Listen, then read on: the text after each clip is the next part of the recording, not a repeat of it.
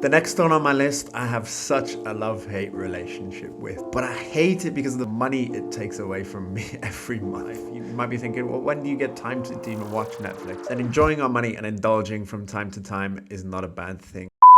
Hey guys, so in my last video, I talked about my biggest expenses of 2022. What are some of the biggest items that I spent my money on this year? And I wanted to follow up with this video, which will be similar, but this time looking at my regular expenses. So what things I spend my money on a monthly basis that aren't necessities, that are discretionary spending items, we can say.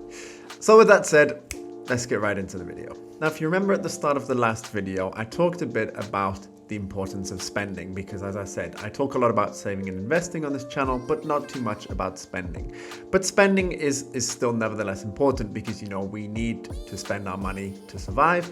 And there's also a sense of enjoyment and pleasure that we get from spending money. And as I said in the previous video as well, I think as long as it's not our sole source of happiness and we don't rely on spending our money to bring us joy and happiness in life, then enjoying our money and indulging from time to time is not a bad thing. And in some cases, it might be spending a big amount of money on an experience or a particular item that is costly, as we saw in the last video. Or it may be smaller expenses that go out on a more reoccurring basis. And you'll see what kind of things I'm referring to as I go through my examples in this video. So without any further ado, let's get right into it. Now, the first thing I'm going to talk about, which is a recurring expense in my budget, is sports, health and fitness. I've been into sports from a very young age. I played basketball growing up and I've played competitively both as a junior and at senior level as well. Therefore, health and fitness has always been a part of my life and I always understood the importance of it because of the need to perform at your highest level when you're in a competitive basketball game, of course. So gym membership has been in my budget for many years, and even though I'm no longer playing competitive basketball, I do still enjoy, you know, going to the gym, and I actually started, you know, boxing classes this year as well, which has been really enjoyable and really fun. And it's all, you know, it's fun, but at the same time, it's good for your health. Staying in shape and staying in form is not just good for you physically as well, but also mentally. So, you know, there's a dual benefit derived from it, both the physical well-being output and the mental well-being output as well. I try and go to the gym at least 3 times a week. Sometimes, you know, it's not possible because of work commitments or other things, but I generally try and stay on top of things with health and fitness. And of course, you don't necessarily have to spend a lot of money on a gym membership, or you don't even need to have a gym membership at all. You know, if what you're doing is just body weight exercises, or you got weights at home, resistance bands, or if you're just going for a run, then by all means you can do that as well. But you know, for me, I always enjoy going to the gym. You know, I enjoy lifting and I enjoy the machines in the gym as well. So for me, it's worth paying that extra bit of money to be able to do those exercises. The second thing I spend money on regularly is education. Now, I talked about this in my previous video that I bought some courses this year,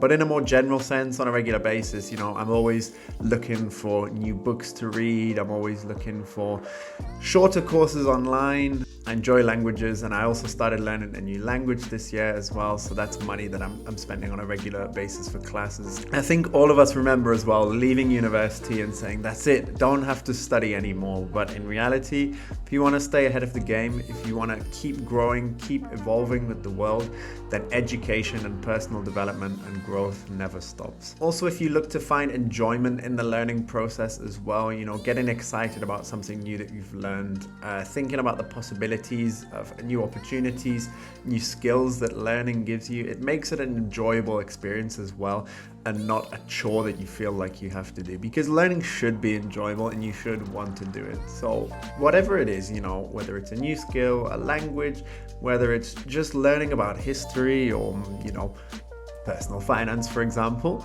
then whatever form of learning you decide to invest in, as long as you enjoy it, then I think it's a money well spent. The next stone on my list, I have such a love-hate relationship with, and that's eating out and takeaway. Now, I love it because, come on, who doesn't enjoy a good restaurant meal or takeaway?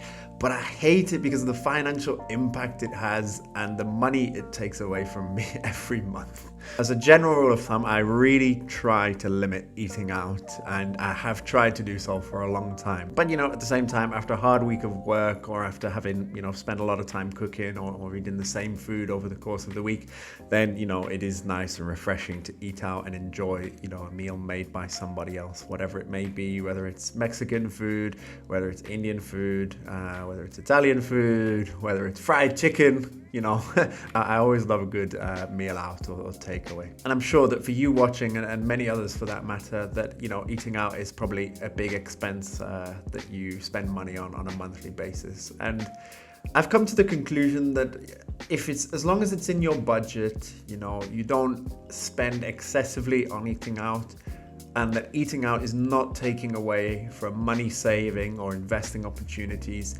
then you shouldn't feel guilty about it. If you're constantly eating out and that's where all your money's going, then you might want to consider changing your spending habits.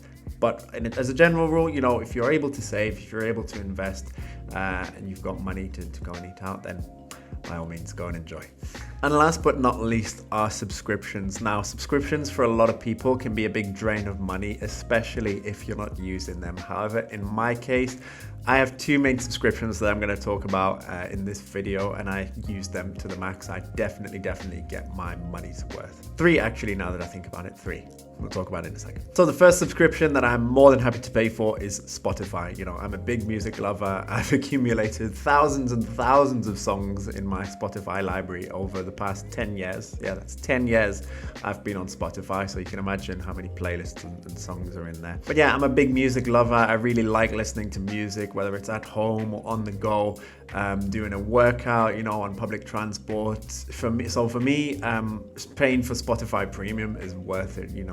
When I first got Spotify, I got a discount, and I was paying £5 a month as a student for the premium version.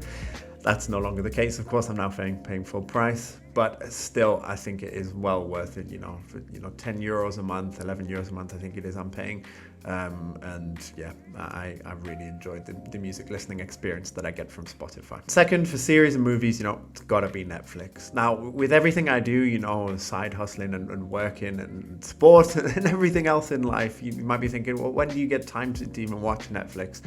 So I tried to plan a bit of downtime into my day every day, and that downtime tends to be, at the end of the day or during mealtime. And so while I'm eating, I'll put on a series or sometimes a movie, but mainly series, and I get through a lot of series, surprisingly, because I have that dedicated downtime, and I like to use it to, typically I find one series at a time, and I really get engrossed in it, and I'll watch that series until it's done, and then look for something new, and etc, until new seasons of a previous series that I've been watching come out. Anyways, the point is I get my money's worth on Netflix, and I do it without binging as well. So and the third subscription is PlayStation Online. Now, I really don't play that much PlayStation anymore, but I always do enjoy a good game of GTA Online when I get the time to sit down and play PlayStation as well. Mainly GTA because all the things you can do online.